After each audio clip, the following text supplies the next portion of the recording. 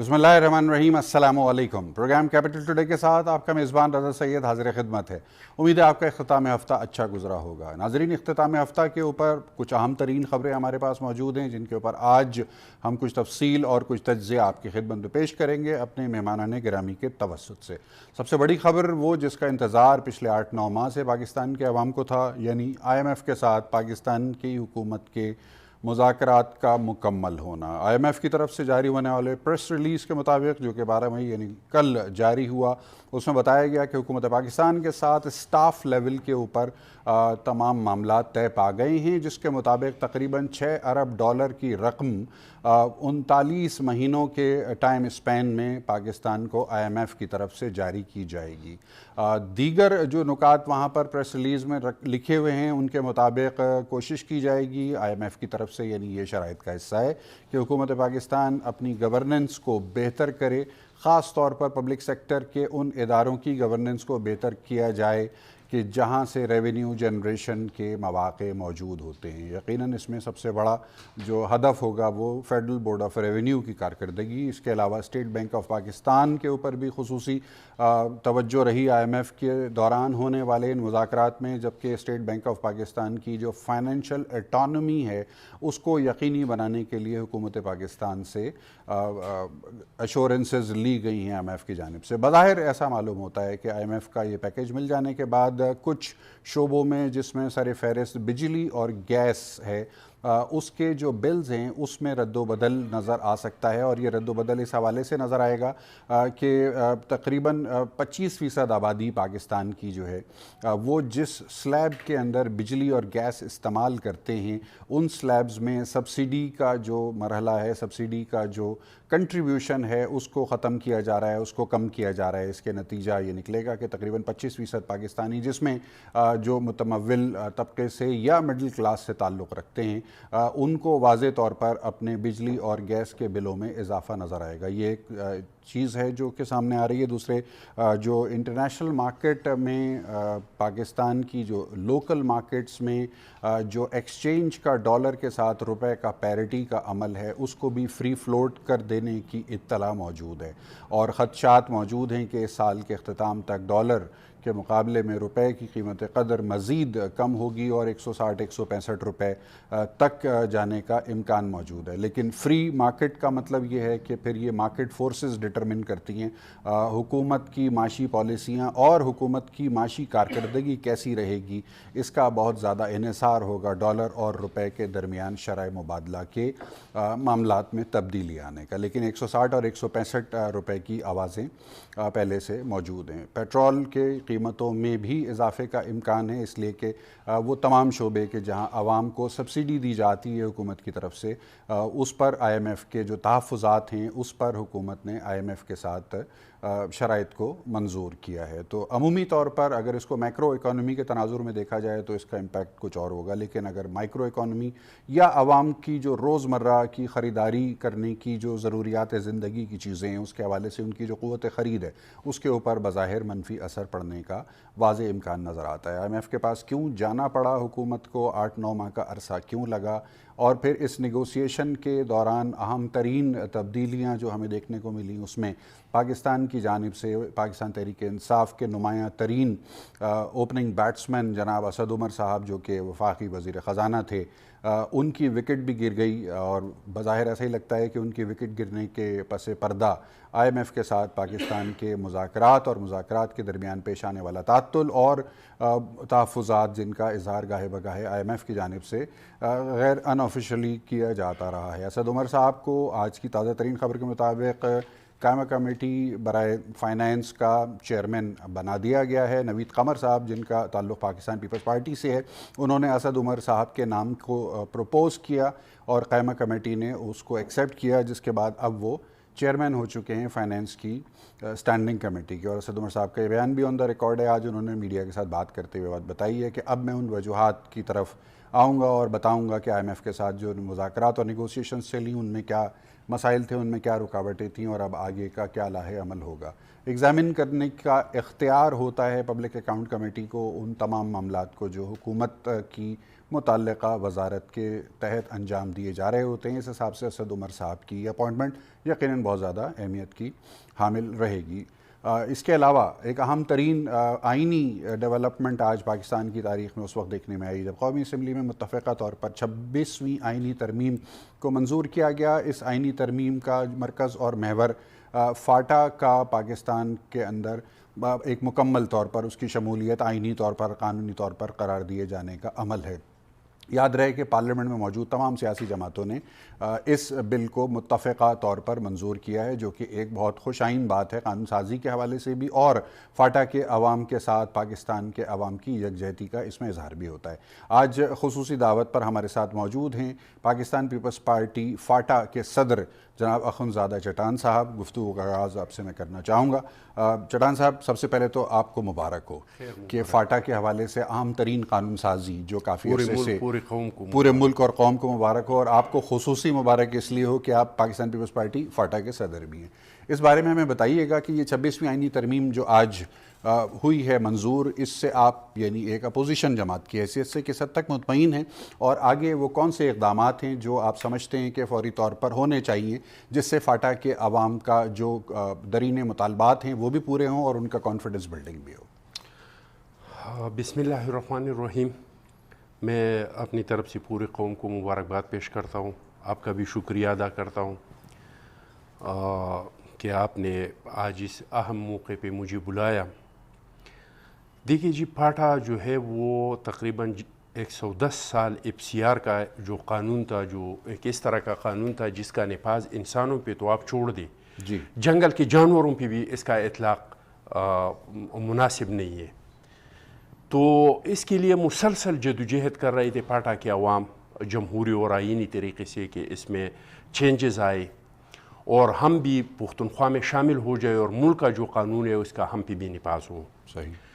لیکن افسوس کی بات یہ ہے کہ ہم جدوجہد کر رہے تھے, اصولاً سارے لوگ ہمارے ساتھ ایگری کر رہے تھے, چاہے وہ اسٹیبلشمنٹ ہے, چاہے وہ سیاسی لوگ ہیں جو اپوزیشن میں ہوتے تھے, جو حکومت میں ہوتے تھے, لیکن پھر بھی اس میں رکاوٹیں آتے تھے اور اب بھی اس میں وہ رکاوٹوں کا سلسلہ شروع ہے. یعنی ایگزیکٹو ول کی کمی تھی جس کی وجہ سے یہ عمل ہو نہیں رہا تھا اور اب بھی اس میں بہت سارے رکاوٹ ہیں. پچھلی حکومت میں ایک بل پاس ہوا اور اس کے ساتھ ایک مکمل روٹ میپ دیا گیا کہ ہم فاٹا کو کس طریقے سے مرج کریں گے مین اسٹریم پاکستان کے ساتھ پاکستان میں.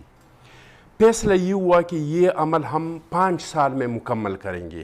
ٹھیک ہے. اگر ایک ساتھ ہم یہ عمل کریں گے تو شاید یہ فاٹا کے عوام کے لیے بھاری پڑ جائے, ٹھیک ہے, شاید اس کو یہ قابل قبول نہیں ہو, تو ہم 5 سال میں یہ عمل اس کو ہم مکمل کریں گے مرحلہ وار. 5 چیزیں ایسے وہ روڈ میپ میں رکھے گئے کہ اس کو ہم پہلے بار کریں گے, اس کے بعد ہم آگے بڑھیں گے. صحیح. وہ 5 چیزوں میں ایک یہ تھا کہ فاٹا کی جو تباہی ہوئی ہے وہ کسی سے پوشیدہ نہیں ہے. بے شک.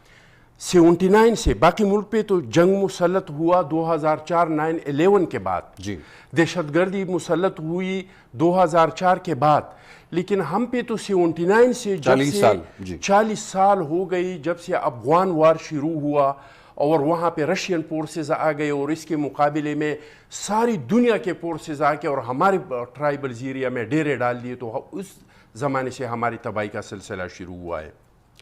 تو اس میں سب سے پہلا فیصلہ یہ ہوا کہ فاٹا کو باقی ملک کے ڈیولپمنٹ میں ان کے لیول پہ لانے کے لیے ہم اس کو NFC ایوارڈ میں 3% دیں گے. صحیح. اس 3% سے یہ ہم مرحلہ وار دیں گے. ٹھیک ہے. یعنی پر ایئرز ہم 100 ارب روپے دیں گے اور یہ سلسلہ 10 سال تک رہیں گے.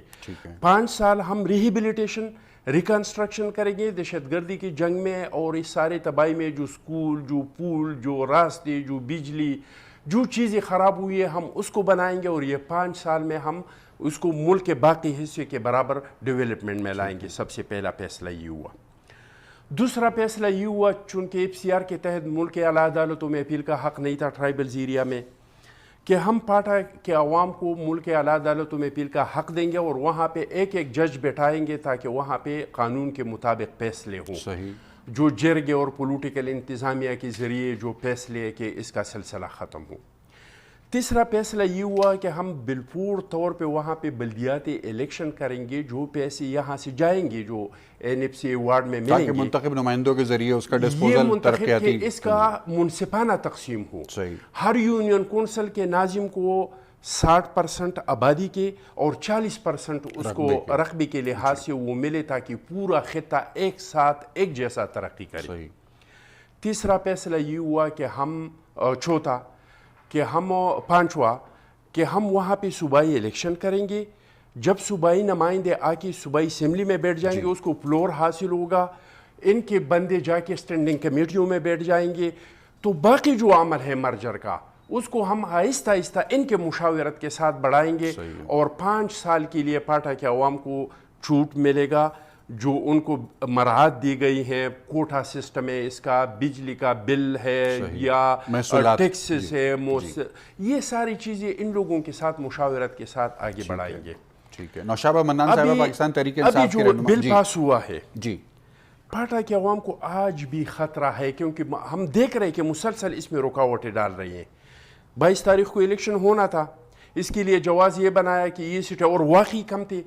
میرے حلقے میں 3 قومی اسمبلی کی سیٹیں اور 3 MPS کی سیٹیں، یہ کہاں کا قانون ہے؟ یہ تو شروع ہی دن سے ہے، لیکن جب الیکشن اناؤنس ہوا تو ان لوگوں نے بل لایا۔ اب اللہ کرے کہ 6 مہینے کے اندر اندر صوبائی الیکشن ہو، اور پھر کوئی جا کے عدالتوں میں اپیل نہیں کرے حلقہ بندیوں پہ، اور 1 سال 2 سال کے لیے یہ الیکشن اور اس کو ایسے نہیں لٹکائے۔ نوشابہ منان صاحبہ پاکستان تحریک انصاف کی رہنما ہمارے ساتھ موجود ہیں۔ نوشابہ صاحبہ، پاکستان کے عوام کو مبارک ہو کہ آج 26ویں ترمیم ہوئی، فاٹا اب پوری طرح سے قانونی طور پر، آئینی طور پر پاکستان کا ایک مین اسٹریم حصہ بن چکا ہے۔ بہت اچھی اور بہت خوبصورت تفصیل ہمارے ساتھ خنزادہ چٹان صاحب نے شیئر کی، اور چٹان صاحب نے 2 باتیں کہی ہیں جس کے اوپر آپ، کیونکہ حکومتی جماعت سے آپ کا تعلق ہے، تو 2 چیزوں پر آپ کی طرف سے ان کو ایشورنس چاہیے۔ ایک تو یہ کہ جو 3% دینا ہے NFC کے تحت فاٹا کو، تو وہ ان کو مل جائے، بر وقت مل جائے اور طے شدہ طریقہ کار کے مطابق مل جائے۔ اور دوسرا جو عام ترین چٹان صاحب کی طرف سے اٹھایا جانے والا نقطہ ہے وہ یہ کہ انتخابات وہاں پر بر وقت ہو جائیں، تاکہ وہاں کے علاقوں کی جو نمائندگی ہے پھر وہ اسمبلیوں میں بیٹھ کے اپنے معاملات جو اگلے 5 سال کا روڈ میپ ہے اس کو اوورسی کر سکیں، اس کی اوورسائٹ کر سکیں۔ تو خان صاحب کی کمٹمنٹ لیول کیا ہے اس حوالے سے؟ جی، بسم اللہ الرحمن الرحیم۔ شکریہ رضا صاحب آپ کے مدعو کرنے کا۔ دیکھیں، سب سے پہلی بات یہ کہ جو فاٹا کو مین سٹریم کرنے کی خان صاحب نے ہی پہلی بار آواز بلند کی اس بات پہ کہ جو فاٹا کے محروم، وہ فاٹا کے عوام جنہوں نے وہ جنگ بھی لڑی جو کہ ان کی تھی بھی نہیں، صحیح، اور جس قسم کے ان کے فائنینشیل اور جو جانی نقصان ہم نے اٹھایا دیکھا اس میں، اور اس کو بالکل ٹھیک یہ بات کہہ رہے ہیں کہ اس کا کوئی جو ہے اس کا ریپے بیک نہیں ہو سکتا کسی قسم کا، لیکن یہ ضرور ہے کہ اس میں آج کا دن بہت اہم ہے۔ 26ویں جو ترمیم آئین میں، اس میں جو ان کو جو NFC کے تحت 3% جو ان کو ملے گا صوبوں سے، یہ جب خان صاحب نے کہا تو یہ وہ میک شور بھی کریں گے کہ دیکھیں پنجاب تو آپ کے پاس ہے، KPK بھی آپ کے پاس ہے، بالکل تو اس میں تو آپ کو کسی سے پوچھنے کی ضرورت نہیں ہے۔ بلوچستان بھی آپ ہی کی کوئلیشن ہے، یہ کوئی ایسی مشکل بات نہیں ہے۔ فاٹا ہمارا ایک حصہ ہے، اور اس کی جو احساس محرومی جو ہے وہ کسی قسم کی بھی خان صاحب نے، جیسے بلوچستان میں آپ نے دیکھا خان صاحب نے جو بھی ہمارے صوبے تھے، جو بھی ایریا جو پاکستان کے اندر ہے، ان کو جو احساس محرومی سے نکالنے کے لیے اس قسم کے جو ایکشنز ہیں یہ بہت ہی زیادہ ضروری ہے۔ وہ ان کو میک شور کریں گے، جب انہوں نے کہا ہے تو وہ اس کو پایا تک میل تک بھی لے کر جائیں۔ دوسری بات جہاں تک الیکشن کی ہے تو اس میں بھی انشاءاللہ آپ دیکھیں گے کہ الیکشن بر وقت ہوں گے، جو فاٹا کے اور ان کی جو نمائندگی ہے جو پارلیمنٹ کے اندر وہ ہونا بہت ضروری ہے۔ اور خان صاحب نے اگر اس کے اوپر، خان صاحب کی ایک خوبصورت بات یہ ہے کہ جو وہ بات پہلے دن کر رہے تھے وہ آج بھی آپ ان کو اسی کنسسٹنسی سے اسی بات کے اوپر قائم ہوتا دیکھیں گے۔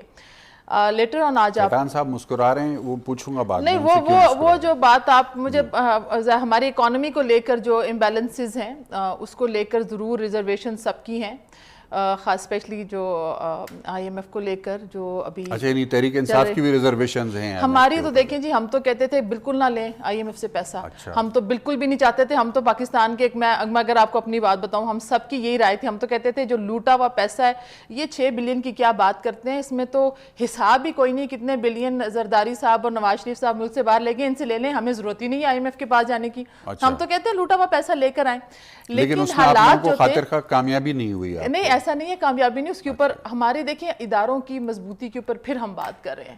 ہمیں اس میں ایک دن کے اندر آ کر آپ اداروں میں بھی ریفارمز لے آئیں اور آپ یہ سب کچھ کریں. یہ جو بھی بچ رہے ہیں, بچنے کی کوشش کر رہے ہیں, ایسا نہیں ہے کہ کسی قسم سے بچ سکیں گے. لیکن اس وقت جو حالات کی ضرورت تھی وہ یہ تھی کہ جو ابھی آپ نے ذکر کیا میکرو اکنامک جو انسٹیبلٹی ہے اس کو, جس کو بڑا اچھا آئی ایم ایف کی جو رپورٹ بھی آ جائی آپ نے دیکھا جس کے اندر انہوں نے پرو سائیکلیکل جو انہوں نے پالیسیز کا ذکر کیا جو اس سے گزشتہ حکومتوں کا, نون لیگ کا یا پیپلز پارٹی کا, یہ ہم پہلی بار, اس سے پہلے بار پتہ نہیں 17-18 بار جا چکے آئی ایم ایف کے پاس. 21 مرتبہ 21 بار تو پہلی بار تو 18 سے اوپر 12 بار نہیں 18 ہمارے پاس پورا ڈیٹا اگر آپ بتائیں گے تو پھر میں پورا دن لگا دوں گی اس کے اوپر ڈیٹیل دے دوں گی کتنا آپ نے لیا. میں لمبا نہیں کروں گا. 12 بار ہمارے آئی ایم ایف کے پاس ایک اس کا پروگرام ہوتا ہے. مجھے بات ختم کرنے دیں نا, میں لیٹ می کمپلیٹ. تو اس میں یہ تھا کہ وہ کوئی پہلی بار تو جا نہیں رہے اس میں آئی ایم ایف کے پاس.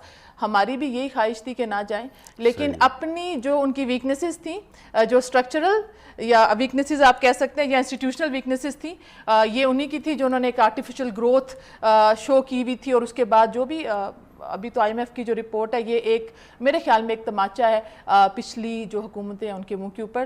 ہم یہ دو جملے آپ نے لکھوا لیے آئی ایم ایف والوں سے, نہیں لکھوائے نہیں, جس کا اب آپ پولیٹیکل بینیفٹ لینا چاہتے ہیں. لکھوانے سے دیکھیں رضا صاحب ایسی بات نہیں ہے, یہ کوئی اچنبے کی بات نہیں ہے, کوئی پہلی بار ہو نہیں رہا, لیکن ملک کو اس میں سے نکالنے کے لیے یہ میرے خیال میں انشاءاللہ آخری قرضہ ہوگا جو پاکستان میرے خیال میں لے گا. اور ان 3 سالوں کے اندر نہ کریں جی یہ دعویٰ نہ کریں, ہمیں کرنے دیں نا کچھ دعوے, ہمیں کرنے دیں, ہمیں کرنے دیں. مجھے میں پتہ کیوں کہہ رہی ہوں, کیوں میں اپنی لیڈرشپ کے اوپر ہمیں ٹرسٹ ہے, ہمیں یہ ٹرسٹ ہے کہ یہ جو پیسہ آ رہا ہے یہ اس سے پہلے کدھر گیا, کن کی جیبوں میں گیا, کون سے پالیسیز بنی, کدھر یہ استعمال ہوا.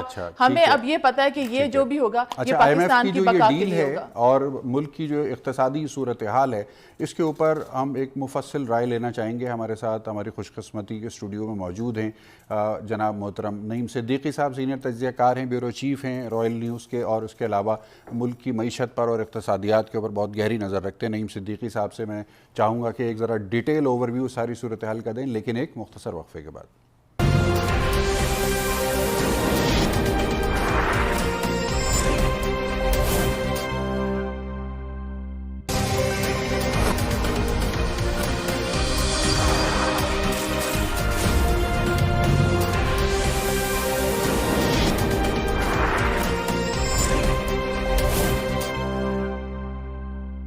وقفے کے بعد خوش آمدید. نعیم صدیقی صاحب, آئی ایم ایف کے ساتھ ہونے والی اس ڈیل کو اب آپ ایک ماہرانہ آپ کی نگاہ میں یہ کس طرح کی ڈیل ہوئی ہے؟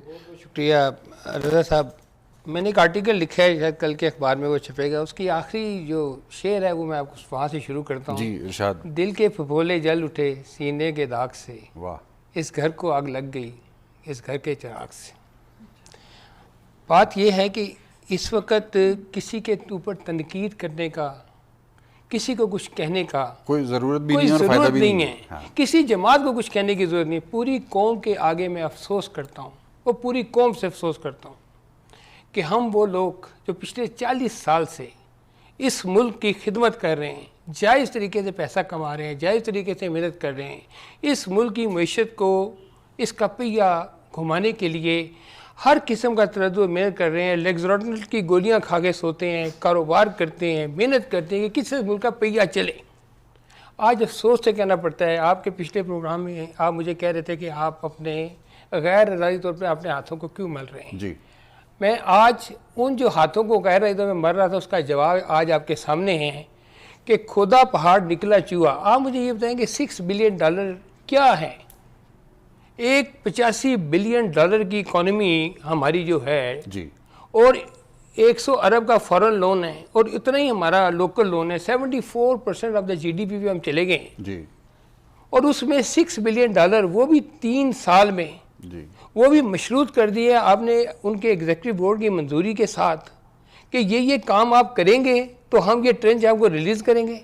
آج اخباریں آپ پڑھیں اس میں لکھا ہے کہ اتنا مشکل معاہدہ ہے کہ شاید 1-2 ٹرنچ کے بعد یہ رک ہی جائے. اچھا یعنی کمپلائنس اگر نہیں آئی کمپلائنس اتنی ڈیفیکلٹ ہے اور اماؤنٹ آپ دیکھیں کتنی کم ہے. ہمارا $18 بلین کا تو خسارہ ہے ہی ہے سال کا, ہمیں وہ چاہیے. ہم نے کچھ کرا کے $8 بلین ہم نے لے لیے اپنے دوست ممالک سے, کچھ ہم نے اب $6 بلین اگر ہم یہ دے, یہ صرف $2 بلین ہے, $6 بلین نہیں ہے.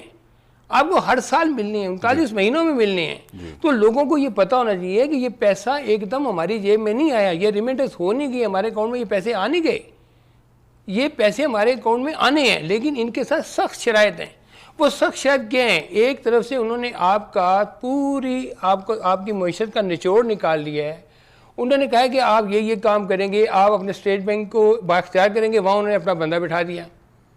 آپ پاکستانی تو ہے سر, پاکستانی بے شک ہے, لیکن شناختی کارڈ ان کا اس دن بنا ہے, اس کا شناختی کارڈ بنا ہے شناختی کارڈ اس دن بنا ہے جس دن 3 مئی کو بنا ہے. خدا چٹان صاحب میں سر ہم کوئی تنقید نہیں, پاکستان میں نیا پاکستان ہم تنقید نہیں کر رہے. میں یہ کہہ رہے کہ خدا چٹان صاحب مجھے یہ بتائیں گے کہ آئین کے آرٹیکل 91 کے تحت آپ 5 سے زیادہ مشیر نہیں رکھ سکتے. کیا یہ گورنمنٹ, میں تحریک انصاف نہیں کہتا کیونکہ شہباز صاحب ناراض ہو جاتی, کیا یہ گورنمنٹ جس نے اتنے نعرے لگائے اور پوری قوم کو اپنے پیچھے لگایا اور پوری قوم ان کے پیچھے لگ گئی, کیا ان کے پاس 18 وزیر نہیں ہیں؟ کیا ان کے پاس 18 وہ قابل لوگ نہیں ہیں؟ کیا ان کے پاس 18 وہ معیشت دان نہیں ہیں؟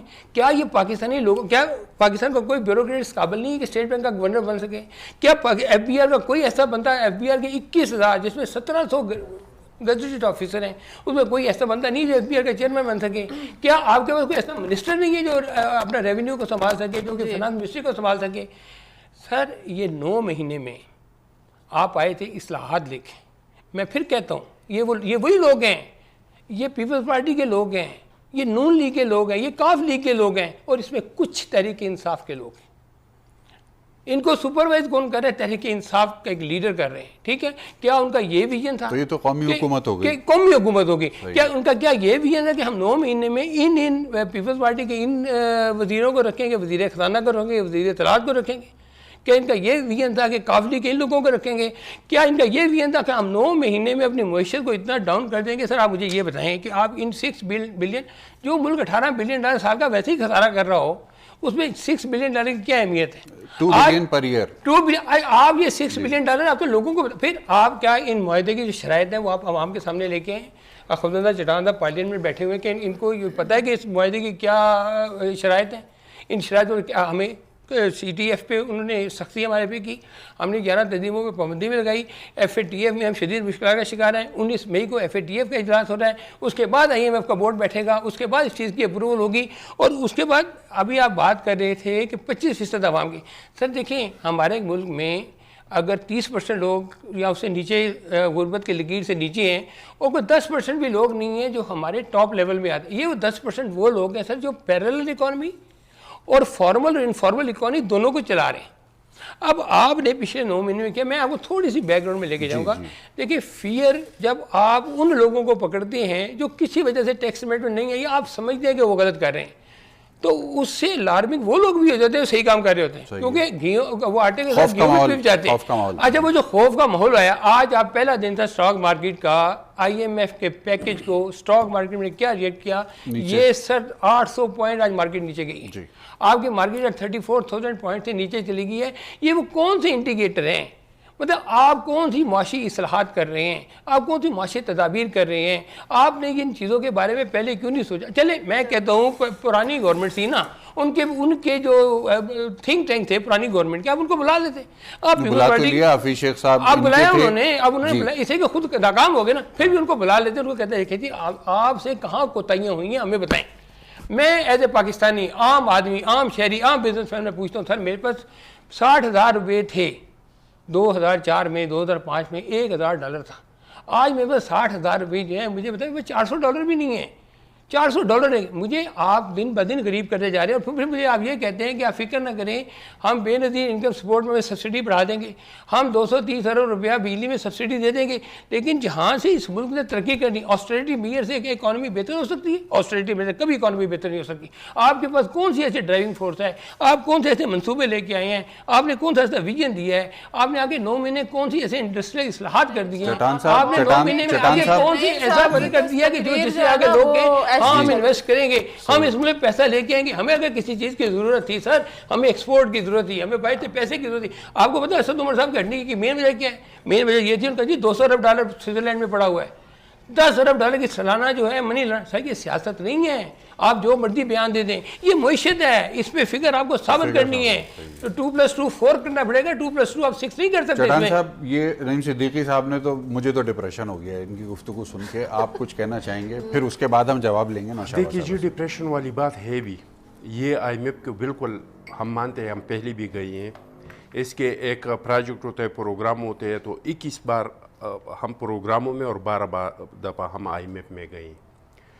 لیکن اس طرح کے ظالمانہ شرائط کبھی کسی نے نہیں مانے ہیں. ہم آئی ایم ایف میں گئے, لیکن اس کے باوجود بھی ہم نے تنخواہوں کو 150% بڑھایا. ہم آئی ایم ایف میں گئے, لیکن ہم نے پینشن کو بڑھایا. ہم آئی ایم ایف میں گئے, لیکن ہم نے جو بے نظیر انکم سپورٹ پروگرام ہے وہ بھی شروع کیا. ہم آئی ایم ایف میں گئے, لیکن ہم نے کسانوں کو سبسڈی دی. اور ہم ایک, آپ کو یاد ہوگا, ہم حکومت میں آئے تو لوگ آٹے اور چینی کے لیے لائنوں میں لگے ہوتے تھے, اور ہم غلہ بھی باہر سے ایکسپورٹ کرتے تھے. تو ہم نے امپورٹ جو ہے وہ پھر شروع کر دیا سبسڈی دے کے. یہ لوگ آئی ایم ایف میں گئے تو اس نے پورا ملک آئی ایم ایف کو دیا. آپ نے گورنر اسٹیٹ بینک کا جو کہہ دیا, یہ آیا نہیں ہے, اس کو ٹرانسفر کیا ہے, اس کو ایجپٹ سے پاکستان اس کا ٹرانسفر ہوا ہے. آپ نے ڈالر کو فری چھوڑ دیا. آپ ایک ہفتے کے اندر اندر دیکھ لیں گے کہ آپ کا جو ڈالر ہے وہ 72 سے اوپر جائے گا. جب 72 سے وہ اوپر جائے گا تو یہاں پہ آپ نے اوگرا اور پیمرا کو بھی آزاد چھوڑ دیا ہے. پہلے اوگرا اور پیمرا آپ کی چیزوں کا تعین کر کے گورنمنٹ کو بیچتے تھے, پھر گورنمنٹ اس میں دیکھ کے کہ نہیں ہم اتنا نہیں بڑھاتے, ہم اتنا بڑھاتے. 14 روپے ریکمنڈ ہوتا تھا, 7 روپے بڑھتا تھا, 7 روپے بڑھاتے تھے. اب ان کا مرضی ہے, اور ان کا جو مرضی ہوگا, اگر ڈالر 75 پہ جائے, 75 پہ نہیں 65 پہ بھی جائے گا, تو میں لکھ کے دیتا ہوں کہ پیمرا کی طرف سے جو پیٹرول کے ریٹ ہے وہ 200 سے اوپر جائے گا. اب ان لوگ جو آ گئے, ہم چیخ کے کہہ رہے تھے کہ بھائی آپ کے پاس اور کوئی آپشن نہیں ہے, آپ آئی ایم ایف کے پاس جائے. آئی ایم ایف کے شرائط بہت سخت ہوتے ہیں, لیکن وہ لون دیتے ہیں بہت معمولی سے. یعنی اس کو آئی ایم ایف سے لون ملتا تھا 0.8 پہ. اگر مذاکرات ہو جاتے, اب تو مذاکرات آئی ایم ایف اور آئی ایم ایف کے درمیان ہو رہی ہیں, اگر پاکستان اور آئی ایم ایف کے درمیان مذاکرات ہوتے تو یہ 0.5 تک آ سکتا تھا.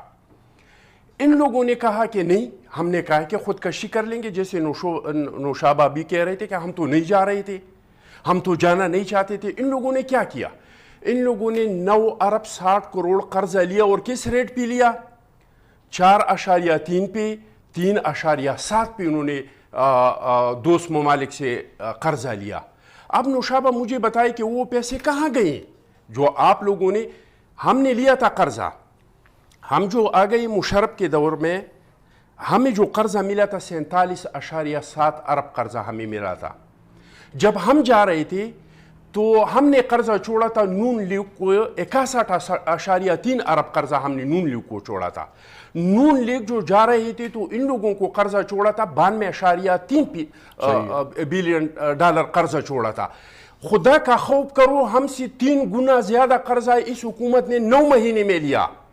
اور ہم نے جو قرضہ لیا تھا اس ٹائم پہ ڈالر کا قیمت تھا, یعنی آخری ہم جو 2013 میں پہنچ رہے تھے تو ڈالر کا قیمت تھا 85. ان لوگوں نے جو قرضہ لیا ایسے ٹائم پہ لیا کہ ڈالر کا قیمت جو ہے وہ 147 پہ پہنچ گیا ہے.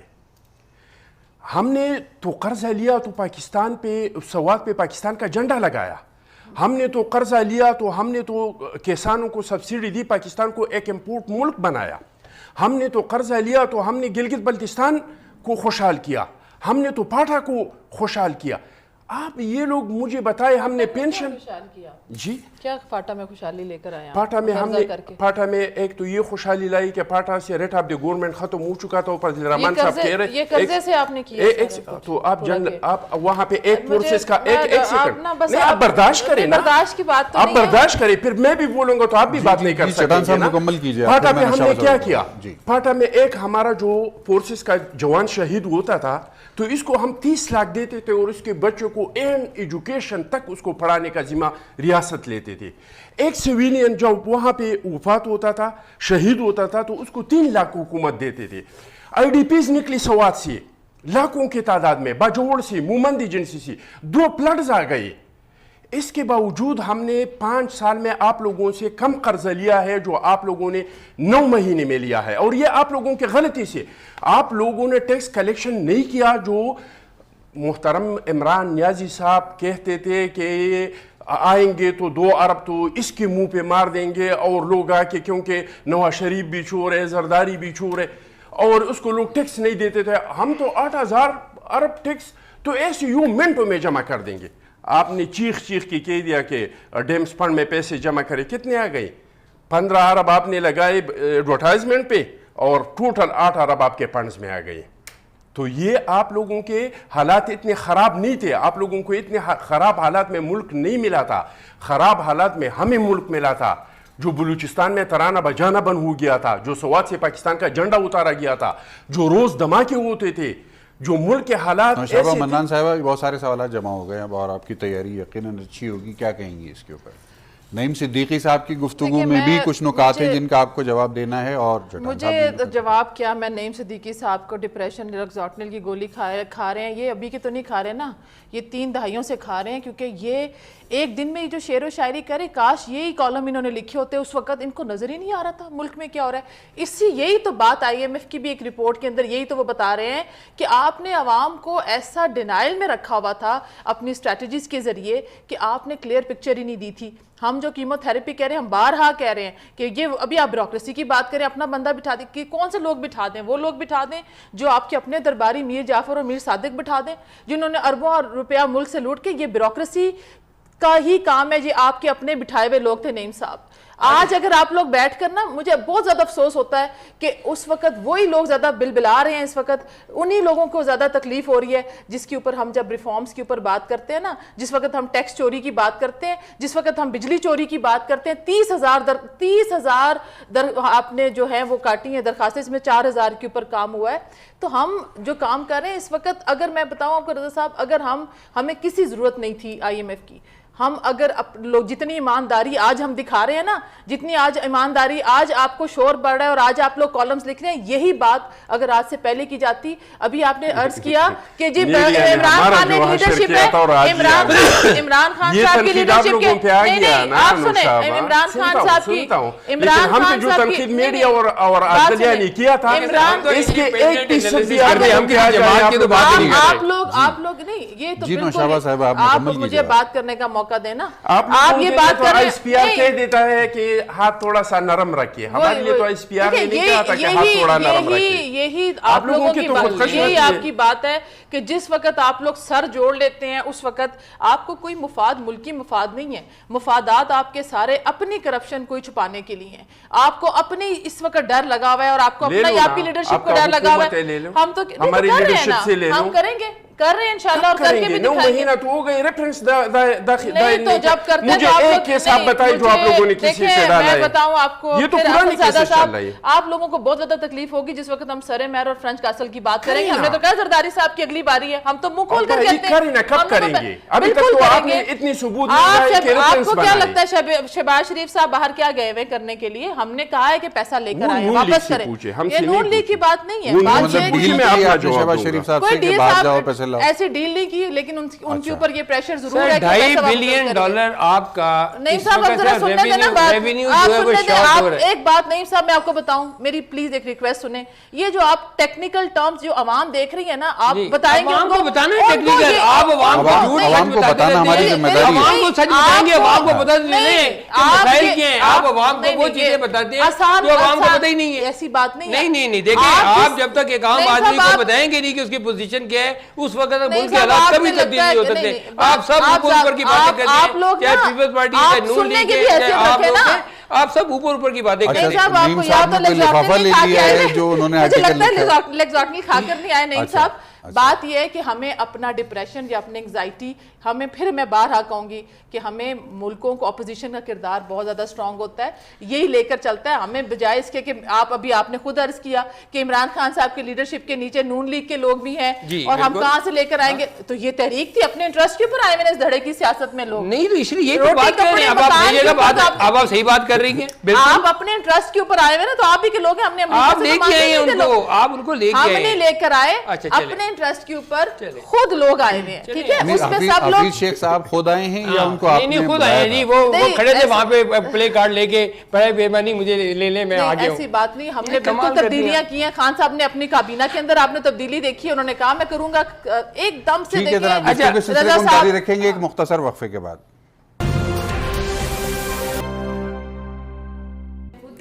وقفے کے بعد ایک مرتبہ پھر خوش آمدید. نعیم صدیقی صاحب, ایف پی سی سی آئی کے ساتھ آپ کی وابستگی اور تاجر برادری کے ساتھ آپ کے پرانے تعلقات, آپ خود بھی بزنس کمیونٹی سے تعلق رکھتے ہیں. نوشابہ منان صاحبہ پاکستان تحریک انصاف کی رہنما ہیں, اور ان کی گفتگو سے مجھے ایسا لگ رہا ہے کہ تاجر برادری سے پی ٹی آئی کچھ خوش نہیں ہے. میں آپ کو تھوڑی سی آپ کی بات سے سوری میں آپ کو انٹرپٹ کروں کیونکہ آپ نے بھی کیا تھا. میں آپ کو یقین سے یہ بات کہتی ہوں کہ آج سے 2 سال پہلے میرا کچھ تعلق رہا اسلام آباد چیمبر آف کامرس سے. سب لوگ جائے تو جو پی ٹی آئی آگے ایک مذاق اور تمسخر اڑایا جاتا تھا. اس کے بعد ہم نے دیکھا پوری چیمبر, اسلام آباد چیمبر کامرس, انہوں نے اپنے گھر انہوں نے انویٹیشنز دے کر ان سب نے پی ٹی آئی کی جوائننگ کی, اور خان صاحب کے ساتھ کھڑے ہو کے یہ خدا کی قسم یہ مفادات کی سیاست ہے.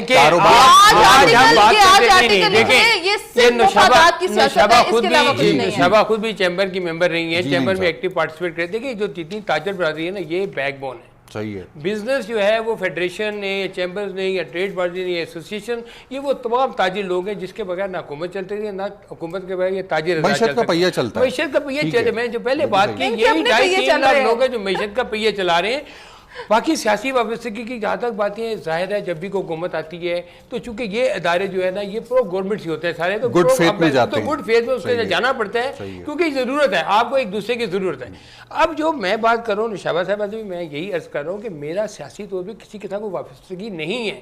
میں سیاسی مفادات سے بالا تر ہو کر ایک عام آدمی کی معیشت کی بات کرتا ہوں. جو بات کنٹینر پہ کھڑے ہو کے عمران خان صاحب کہہ رہے تھے یہ بل چلا دو, یہ ٹیکس نہ دو, یہ نہ کرو, آج وہی بات آج کل ایک ہمارے بہت سینئر معیشت دان نے بھی یہ باتیں کی ہیں کہ یہ گورنمنٹ کو ٹیکس نہ دیں, یہ گورنمنٹ کی جو ہے یہ عوام کی رگوں سے خون نکال کے, ڈاکٹر قیصر بنگالی کا جنہوں نے کہا کہ لوگوں کی رگوں سے خون نکال کے اس کی وائن بنا کے یہ لوگ پی رہے ہیں. اب اس سے سخت اسٹیٹمنٹ کیا ہو سکتی ہے سر؟ عام آدمی, آپ نے عام آدمی کی زندگی کو بہتر نہیں کیا, نہ سیاست رہے گی نہ آپ رہیں گے. آپ فیڈریشن کو چیلنج کریں گے. آپ اگر عام آدمی سیاست جو ہے نا وہ عام آدمی سے شروع ہو کے عام آدمی کے ووٹ پہ ہی ختم ہوتی ہے. اس بات کا سب پارٹیز کو اس بات کا دھیان رکھنا چاہیے. اور جب تک آپ ان کو معاشی طور پہ ان کا بنیادی رائٹ, کوئی آپ یہ نہیں کہتا مجھے سرے محل چاہیے, مجھے بنی گالا کا محل چاہیے, مجھے ایون فیلڈ اپارٹمنٹ چاہیے, کوئی بندہ یہ نہیں کہتا. وہ صرف یہ کہتا ہے کہ میرا بچہ بیمار ہو اس کو ہاسپٹل چاہیے, میرا بچے کو تعلیم کے لیے اسکول چاہیے, مجھے رہنے کے لیے گھر چاہیے اور باعث روزگار چاہیے. یہ مسلمان قوم ہے, اس کی تو زیادہ تمنا ہی کوئی نہیں ہے. یہ تو بڑا اللہ توکل قوم ہے, ان کو آپ اس پہ رکھیں جتنا کام ان سے کروانا چاہیے. آپ کے سامنے مثال ہے, انڈیا کی مثال ہے, چائنا کی مثال ہے. وہ IMF پروگرام میں نہیں گئے, پھر ہمارا چائنا کے ساتھ 50, 60, 70 سال پرانا تعلق ہے. چائنا کی اکانومی آپ کے سامنے ہم سے پیچھے تھی. یعنی کہ آپ کو بڑی حیرانی ہوگی, آپ کو نعیم صاحب آپ جھوٹ بول رہے ہیں کہ چائنا 1970 میں پاکستان سے 50% پیچھے تھا. آپ اندازہ کر سکتے بات کا. آج چائنا ہم سے 500 گنا آگے ہے. کیوں؟ ایسی کون سی بات ہے جو ہماری قوم میں نہیں ہے, جو اس قوم میں ہم نے ان کو کیا کچھ نہیں سیکھا؟ یہ کہ ہم جب سیاستدان ہمارے آئے ہیں انہوں نے آ کے بلیم گیم, حالانکہ سارے قابل لوگ ہیں, یہ سب لائق لوگ ہیں, یہ کوئی نالائق آدمی نہیں ہے, یہ پاکستان کے محب وطن لوگ ہیں. پچھلے لوگوں کو آپ معیشت میں سیاست کرتے رہیں گے تو نہ پچھلوں کی کیے ہوئے کام آپ ٹھیک کر سکیں گے، نہ آنے والوں کے لیے آپ کو راہ ہموار کر سکیں گے، نہ آنے والوں کے لیے وہ سڑک صحیح تعمیر کر سکیں گے جس میں اس ملک کا ٹریک دیں۔ آج آپ سی پیک کے معاملے میں ایک تصدب کا شکار ہیں، ایک سخت چیلنج آپ کو شکار ہے، آپ کو بہت محنت کرنی پڑی ہے، ویسٹرن فورسز ادھر نیگیٹو فورسز آپ کے خلاف ہیں، آپ ایک سخت قسم کی بیرونی سازش کا شکار ہیں، آپ کے ملک کے اندر دوبارہ پھر اس قسم کے حالات شروع ہو گئے ہیں جو جس میں آپ کو بہت ساری چیلنجز ہمیں ایک بات یاد رکھیں کہ اب وہ جنگ جو ہے نا وہ کنونشنل وار ویپن یا وہ ٹینکوں کی اور جہازوں کی جنگ نہیں رہی، اب یہ معاشی جنگ ہے۔ اب یہ جو وارفیئر ہے نا یہ 5th جنریشن وارفیئر ہے، اس کو اگر آپ نے صحیح طرح سے ہینڈل نہیں کیا تو پھر آپ آنے والی نسلوں کو جواب دینے کے قابل نہیں رہیں گے۔ پاکستان پیپلز پارٹی کے رہنما اخوندزادہ چٹان صاحب، وے فارورڈ کیا ہونا چاہیے؟ آپ حزب اختلاف کی مؤثر ترین آوازیں، ویسے تو نون لیگ بڑی جماعت ہے عددی اعتبار سے، لیکن یہ ہم سب دیکھتے ہیں کہ پارلیمنٹ میں اور پارلیمنٹ کے باہر پیپلز پارٹی سب سے زیادہ ووکل ہوتی ہے۔ آپ کا ایکسپیرینس بھی زیادہ ہے سیاست کرنے کا، حکومت چلانے کا، سندھ میں آپ کی حکومت بھی ہے۔ کیا مشورہ دیں گے آپ ہمارے پروگرام کے توسط سے حکومت کو بھی اور پاکستان کے عوام کو بھی کہ آنے والے وقت میں وے فارورڈ کیا ہونی چاہیے جس سے عوامی مسائل جو ہیں وہ بہتر سے بہتر انداز سے ہینڈل ہو سکیں؟ دیکھیے جی، ہمارے ملک کے جو سٹیک ہولڈر ہیں، چاہے وہ بزنس مین ہے، وہ میڈیا ہے، سیاستدان ہے، فوجی ہے، جو بھی ہے جی، ہم سارے مل بیٹھ کے اور اس ملک کے جو بنیادی مسائل ہے اس کے لیے حل نکالیں۔ ہمارے پاس کچھ چیزیں ایسے ہیں جیسے ہمارا ایگریکلچر ہے، آئی ٹی ہے، انڈسٹری ہے، ان چیزوں پہ اگر ہم توجہ دے دیں تو ہم اپنے حالات بہت بہتر کر سکتے ہیں۔ پاکستان میں کسی چیز کی کمی نہیں ہے۔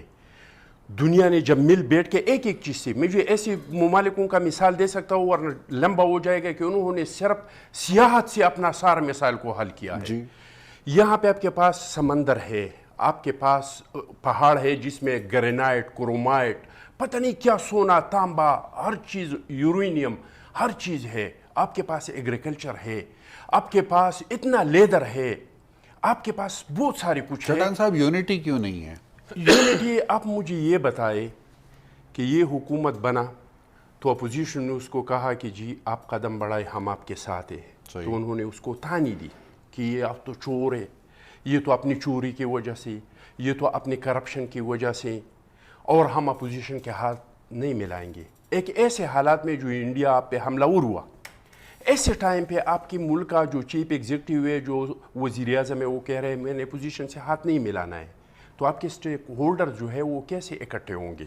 اور میں شعبہ صاحبہ سے ایک بات کہنا چاہتا ہوں، جو تھوڑے بہت سنجیدہ لوگ ہیں انہوں نے یہ کرپشن کا جو بیانیہ ہے وہ چینج کیا، وہ شرم مارے نہیں کہتے ہیں۔ آپ لوگ اپوزیشن میں تھے تو بات کرتے تو ایک بات تھی۔ آپ کی کابینہ میں 26 لوگ ایسے ہیں جس پہ کرپشن کے سب سے بڑے بڑے الزامات ہیں، اور تو چھوڑ دے، ابھی جو آپ نے بہار کا جو چیئرمین بٹھایا شبر زیدی سے، وہ خود نیب زدہ ہے۔ آپ کا پنجاب کا سپیکر، آپ کا KPK کا وزیر اعلیٰ، آپ کا خود بذات خود جناب محترم عمران نیازی صاحب، آپ کے بڑے بڑے لوگ 26 ایسے لوگ، اگر میں نام گنوانا شروع کروں ٹائم ضائع ہوگا، لیکن آپ کے 26-27 لوگ ایسے ہیں جو منسٹر ہیں، بڑے بڑے عہدوں پہ ہیں، وہ سارے نیب زدہ ہے۔ اگر آپ ان لوگوں پہ ہاتھ نہیں ڈالتے، اگر آپ سن میں ایک مل آنر ہے، اس پہ بے نامی اکاؤنٹ سے اس کو آپ جیل میں ڈالتے ہیں، 3 مہینے ہو گئی، GIT آپ نے بنایا، ایڑی چوٹی کا زور لگا کہ ابھی تک آپ نے ریفرنس نہیں بنائے، لیکن جو پنجاب میں آپ کا مالدار ترین ہے، ان کے جو گن مین کا، ان کے جو کوک کا، ان کے جو ڈرائیور کا، ان لوگوں کے جو بے نامی اکاؤنٹس نکلے، نہ اپنی GIT بنایا۔ جب جہانگیر ترین وفاقی کابینہ کا اجلاس کریں گے، جب وہ پنجاب حکومت کو چلائیں گے، آپ کس منہ سے لوگوں کو کہیں گے کہ آپ نے کرپشن کیا ہے؟ بھائی اگر آپ نے کرپشن کو روکنا ہے تو یہ کراس دی بورڈ ہوگا۔ کراس دی بورڈ کا مطلب یہ کہ جج کا بھی ہوگا، جرنیل کا بھی ہوگا، جرنلسٹ کا بھی ہوگا۔ تو اریسٹ کیا ہوا ہے نا جی، علیم خان صاحب تو اریسٹ ہوئے ہوئے ہیں۔ دیکھیے جی، علیم خان صاحب کیوں اریسٹ ہوا ہے، اس کی بھی بہت لمبی سٹوری ہے، اس کو بتائیے، اگر ممکن ہے تو بتائیے۔ اس کی وجہ یہ تھا کہ جو وہاں کے پنجاب کا جو استخارہ پہ بنا ہوا وزیر اعلیٰ ہے، اس کے لیے وہ رکاوٹ تھا، تو ڈبل ہو گئی۔ اگر آپ نے کرنا ہے تو پھر تو سلیکٹڈ نہیں کرو نا، پھر تو پرویز خٹک کو بھی کرو۔ آپ نے سواتی کو دوبارہ کیوں لیا؟ کیا سپریم کورٹ میں نہیں آیا تھا رپورٹ کہ سواتی نے زمین پہ قبضہ کیا؟ کیا رپورٹ نہیں آیا تھا کہ اس نے اس مزدور کے ساتھ زیادتی کی؟ آپ نے اس کو دوبارہ کیوں شامل کر دیا؟ یہ تو اگر کرنا ہے تو پھر سلیکٹڈ نہیں کرو کہ اس کے ساتھ کرنا ہے اس کے ساتھ نہیں کرنا ہے، پھر ایک ساتھ سب کے ساتھ ایک جیسا کرو. تو یہ بیانیہ ابھی آپ لوگ کہتے ہیں کہ یہ چور، یہ کرپشن، یہ آپ لوگ کہتے ہیں تو قوم اس پہ ہنستے ہیں کسی کو، کیونکہ آپ لوگوں کو بچوں کو پتہ ہے کہ یہ جو احتساب ہے یہ احتساب نہیں ہو رہا ہے، یہ انتقام ہو رہا ہے. احتساب راستے بورڈ ہوتا ہے، اور آپ جس ادارے سے احتساب کر رہے ہیں اس کو آپ نے خود کئی بار جناب محترم عمران نیازی صاحب نے کہا ہے کہ یہ سیاسی انجینئرنگ کے لیے بنا ہوا ادارہ ہے. صحیح. مل بیٹھ کے بناتے احتساب کے لیے کوئی ایسا ادارہ. سیاسی محاذ آرائی ہے، پولیٹیکل انسٹیبلٹی، اس کا امپیکٹ 9 ماہ میں ہم سب نے دیکھ لیا، اور آپ نے بھی دیکھا ہے کہ ملکی معیشت کے اوپر اس کے نیگیٹو امپیکٹ آ رہا ہے. پیپلز پارٹی، پی ایم ایل این، یہ حقیقتیں ہیں اس ملک کی. ٹھیک ہے، وہ جیتے نہیں یا نمبر 1 پوزیشن پہ نہیں آئے، لیکن وہ سیاسی حقیقتیں ہیں. ان کے ساتھ جو محاذ آرائی کی فضا ہے جس میں پی ٹی آئی اپنا حصہ پورا ڈالتی ہے، اس کے نتیجے میں اسٹاک مارکیٹ بھی کریش نظر آتی ہے روزانہ ہمیں. یہ سلسلہ اس کو کس پوائنٹ پہ جا کے روکیں گے آپ؟ کون سا ہوگا وہ پوائنٹ آف ریئلائزیشن جہاں حکومت سوچے گی کہ نہیں بھائی ٹھیک ہے، اب آج کے بعد ہم اپنے ایٹیٹیوڈ میں چینج لے کے آ رہے ہیں؟ اگر نوشابہ صاحب اجازت دیں میں صرف ایک لفظ بولو. آپ نے کہا کہ جیتی نہیں ہے. پنجاب میں مسلم لیگ نون نے جیتا تھا، مرکز میں ان کا حکومت بن رہا تھا، پھر ایک ایک بندے کو پکڑ کے بنگالا لاتے تھے اور اس کے گلے میں مکر ڈالتے تھے، اور یہ حکومت بنا. آپ کی بات دیکھیں میری بات سنیں، میں نے پہلے بھی کہا تھا کہ جو ہے اپوزیشن کا کردار بہت اہم ہوتا ہے. ہم سب کو ایک چیز کے اوپر، آپ جو پولیٹیکل انسٹیبلٹی کی بات کر رہے ہیں، ہم سب کو مل کر، میں یہ سمجھتی ہوں کہ ان سب کو مل کر، چاہے وہ پارلیمنٹ کا اپنا کردار ہے، اسٹیبلشمنٹ کا اپنا کردار ہے، جوڈیشری کا اپنا کردار ہے، نیب اور ایف بی آر خود مختار ادارے ہیں، ان کے اندر انفلوئنس گورنمنٹ کا ہونا یا پولیٹیکل انفلوئنس نہ ہونا چاہیے. ہمیشہ سے خان صاحب یہ بات کرتے ہیں، اس کو آپ پولیٹیسائز کر دیں ان ڈیسیجنز کو، تو یہ نہیں ہونا چاہیے. میرے خیال میں جو سب کو مل کر، اس کے بجائے اس کے کہ آپ دیکھیں بلیم گیم کی بات نہیں ہے. جب اکاؤنٹیبلٹی کی بات آ رہی ہے تو وہ کراس دی بورڈ ہی آ رہی ہے. سب کو یہی بات ہم کہہ رہے ہیں کہ سب کے لیے احتساب اپنی کابینہ سے، اور آپ نے اس کی مثالیں رضا صاحب، اس میں کوئی اچنبے کی بات نہیں ہے. چاہے وہ سینٹ کے الیکشن تھے تو کے پی کے میں 20 اپنے اراکین کو خان صاحب نے سب سے پہلے آئیڈینٹیفائی کیا تھا. تو اگر آپ ادھر کے پی کے کی اگر آپ بات کریں تو ہم سینٹ کی بات کر رہے ہیں. تو ایسی کوئی بات نہیں ہے کہ اکاؤنٹیبلٹی کی اگر بات ہوئی تو میں جتنا عمران خان صاحب کو جانتی ہوں، نہیں آپ دیکھیں ابھی مجھے بات کریں بی آر ٹی میں سلمان صاحب، بی آر ٹی نے آپ سننے کی بھی صلاحیت رکھیں. بی آر ٹی کے اندر سلمان صاحب کو نہیں، اس لیے کہ آپ غصے کی بات نہیں ہے. بی آر ٹی کے اندر آپ نے دیکھا نہیں سلمان صاحب کو اس میں سے، کیونکہ انہوں نے جو ٹائم ڈیوریشن تھا اس سے ایکسیڈ کر دیا تو وہ بالکل چینج کیا. اب پتہ چلا ہے کہ 18 میٹر والی جو بس ہے وہ مڑ نہیں سکتی. خیر جو کچھ بھی ہے، دیکھیں میری بات سنیں، پرفیکٹ جب ہمیں ایک کم از کم اتنا فرق تو ہے کہ کام جب کر رہے ہیں ہم کوئی گدی کی مغل تخت لاہور کے اوپر تو بیٹھے نہیں ہوئے تھے کہ ہماری بیوروکریسی بھی ہماری اپنی تھی، ہمارے بیٹا بھی اپنا تھا. نعیم صاحب بات سنیں، پنجاب میں آپ کی اپنی حکومت تھی، کتنی دہائیوں سے آپ نے حکومت، آپ لوگوں نے کیا یہ ریفارمز کی آج آپ بات کریں اور ہمارے پر انگلی اٹھا رہے ہیں؟ آپ لوگوں نے کیا کیا؟ آپ نے سوائے عوام کو بے وقوف بنانے کے اور اس کے علاوہ کیا؟ تو بات یہ ہے کہ بجائے اس کے میں سب کو جانتی ہوں بہت اچھے طریقے سے، میں تاجر برادری کو بہت اچھے طرح جانتی ہوں. یہ مفاد کی سیاست ہے رضا صاحب اس ملک کے اندر. تحریک انصاف کی حکومت نے تاجر برادری کو آج جو ہے وہ للکار کے رکھ دیا. مارکیٹ کا اور زیادہ گر جائے گی. جس قسم کی ان کا پرابلم یہ ہے کہ میں سیاست سے بات نہیں کرنا چاہ رہا تھا، لیکن میں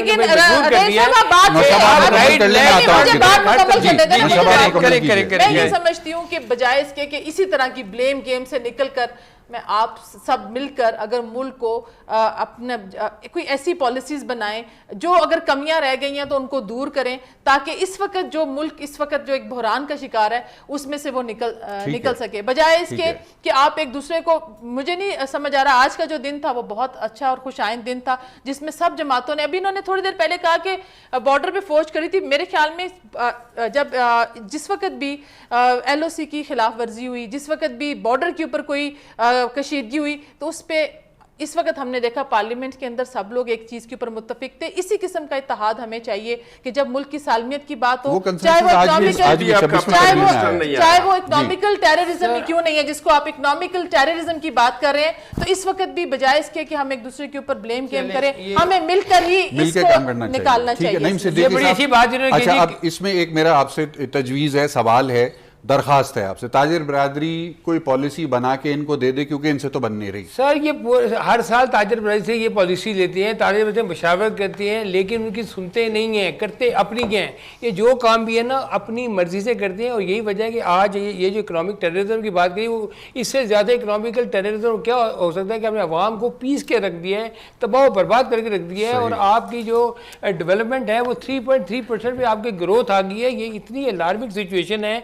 इन 9 महीनों में इनको कम का रोड मैप तो दे देते हैं कि हम आइंदा आने वाले दिनों में ताजिर बरादरी के लिए, मुल्क की इंडस्ट्री के लिए, मुल्क के हालात के लिए ये इस्लाहात लेके आएंगे। इन्होंने तो अभी उस चीज़ का भी कोई बयान नहीं दिया कि हम ये भी बता सकें कि हमारे मुल्क में आने वाले वक्त में हम आवाम के लिए और ताजिरों के लिए क्या सहूलियत लेके आएंगे। और आज उल्टा ये ताजिरों को ही मोरद इल्ज़ाम ठहरा रहे हैं कि आखिरी ये तबका रह गया। ताजिर जो तहरीके साहब के साथ है, ये कहते नहीं ताजिर भी बहुत बहुत शुक्रिया चटान साहब, नौशाबा मनान साहिबा। पाकिस्तान के अवाम के मफाद में हुकूमत, ताजिर बरादरी और इस मुल्क के वो तमाम लोग जो हिस्सा डाल सकते हैं पॉलिसी साजी में और अफ़ाम व तफ़हीम में, उनको आगे बढ़ के अपना अपना किरदार अदा करने की जितनी इस वक्त ज़रूरत है, इससे ज़्यादा पहले कभी नहीं थी।